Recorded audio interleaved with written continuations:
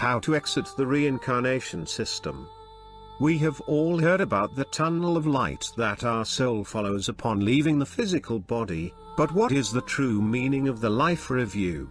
Why does a life review almost always involve having us continuously looping back into this 3D dimensional reality, and what can we do to stop these cycles of reincarnation?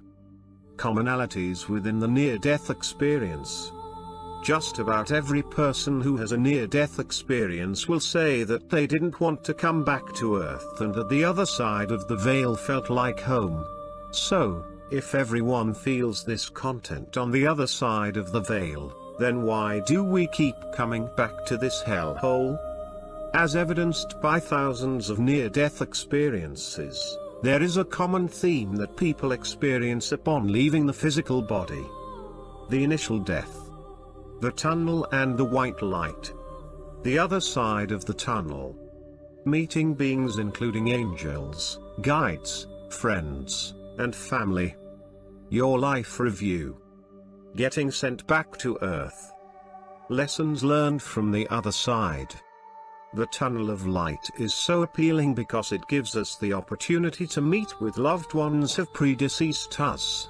The feeling of love is described as being magnified much more than anything we can humanly experience in this 3D dimensional reality. In reality, the tunnel of light is a soul harvester that keeps recycling your soul along with the energy of your physical body upon reincarnation. The life review. Part of this process involves a life review, where you see your life in a panoramic, 360-degree view of everything you did in this most recent incarnation. Then, you see your life from the perspective of everyone you met within your previous incarnation. You may see how you hurt someone's feeling when seeing your life from their perspective, or you might see how much happiness you brought someone else after doing a kind deed for them without expecting anything in return. Many times, you will be with a source-like being who appears to be all loving and will laugh with you at your life review, yet the same being will send you back into this 3D dimensional reality after a life review, despite how happy the person is to be on the other side of the veil. Spirit guides. We are all assigned spirit guides, but, who are they and ultimately, what is their main purpose? Is it possible that they are merely representatives for those who have kept us looped within these perpetual cycles of incarnations? According to those Penra papers, I am not very keen on many of the spirit guides who come and get you after you have departed from your body at body death. Most of them are Syrian helpers, such as non-physical vegans and greys. Be particularly on your guard if they tell you to follow them into the light or to the tunnel, or go see relatives. If you choose to go with them, you will end up in the Syrian recycling system again with full amnesia, and then being shot down into a new body here on Earth. I once had a dream where I was about to incarnate into this 3D dimensional reality. I was placed in an elevator-like room, which represented the descending process to Earth. I remember being in this place many times beforehand but could not remember what I was supposed to do next. I was on the top floor, the 14th floor, which meant the 14th dimension. My memory was so badly erased that I couldn't remember how to descend to Earth.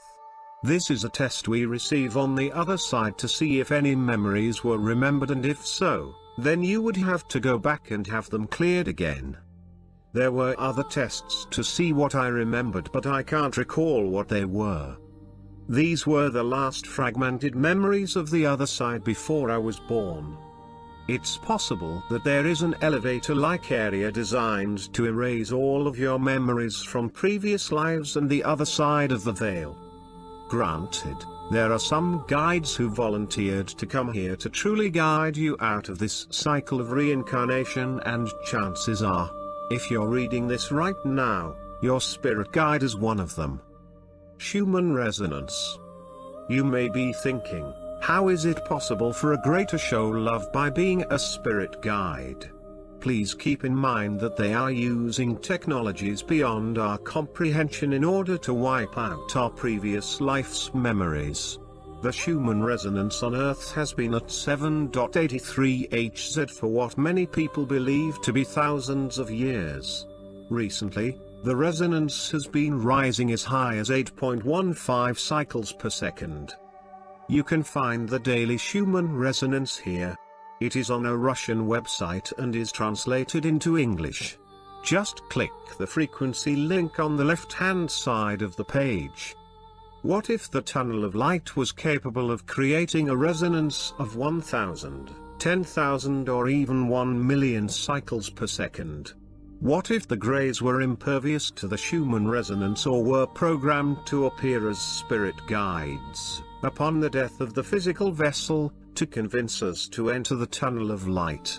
At this point in time, you would feel immense love and would innately trust them, based on an artificial program designed to keep you trapped in the recycling system of reincarnation.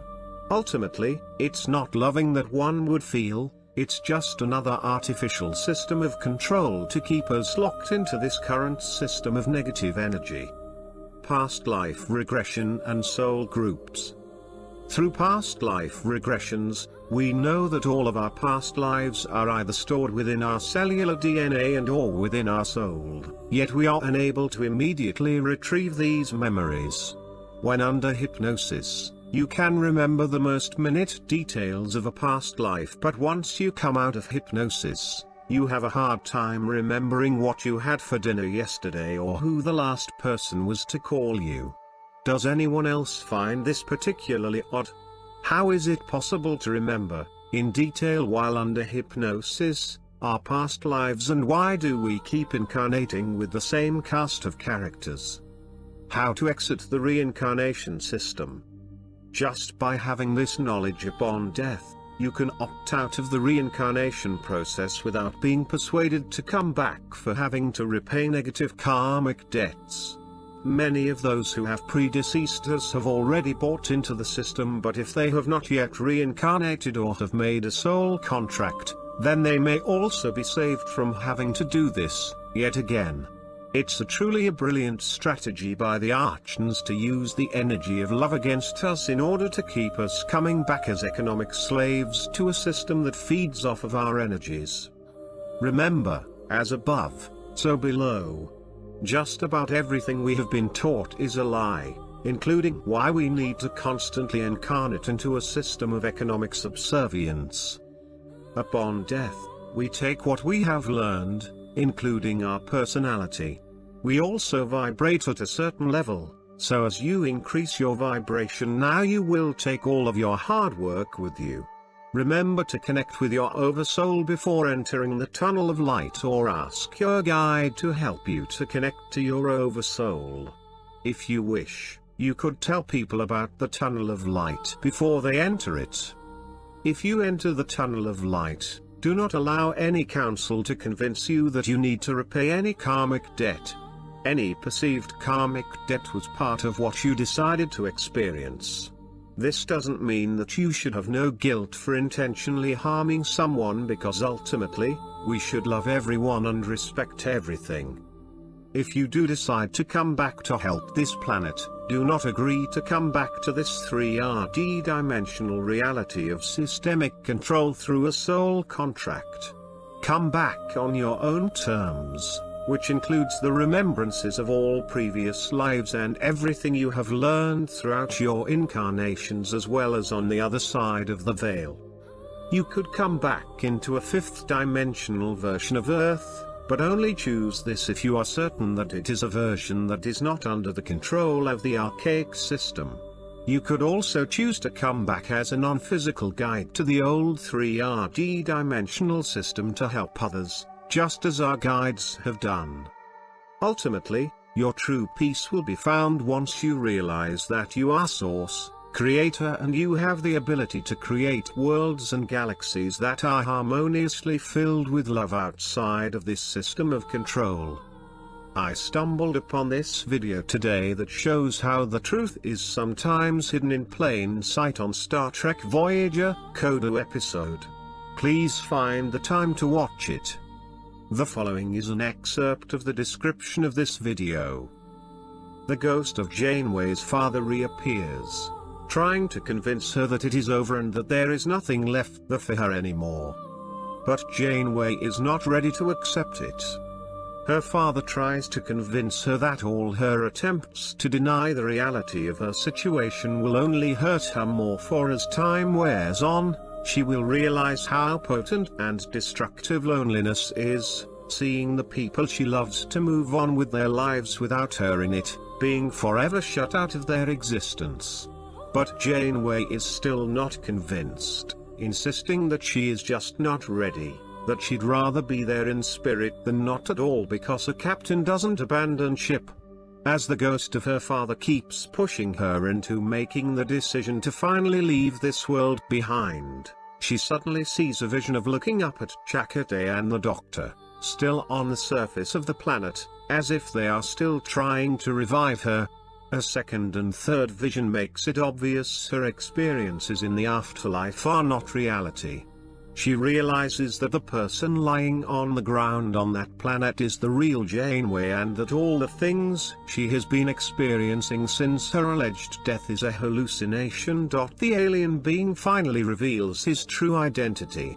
He states that his species, at the moment of death, comes to help the dying understand what is happening in order to make the crossing over an occasion of joy. He states that he was being truthful when he said that it was a place of wonder, for it can be whatever she wants it to be. Disguising as her father or generally as someone's loved ones makes the crossing over a much less fearful occasion. Janeway doubts that the alien's real reasons for wanting her in his world have anything to do with everlasting joy, and demands to know what he really wants from her. The alien grabs her, telling her that she must go with him, but Janeway realizes that if he could force her to go, he would have done so already. She finally understands that he needs her to voluntarily agree to go with him, something she refuses to do. The alien being becomes visibly upset, returning to his own realm, but as a last warning states that there will be another time and that he will be waiting, for eventually she would come into his matrix and nourish him for a long, long time.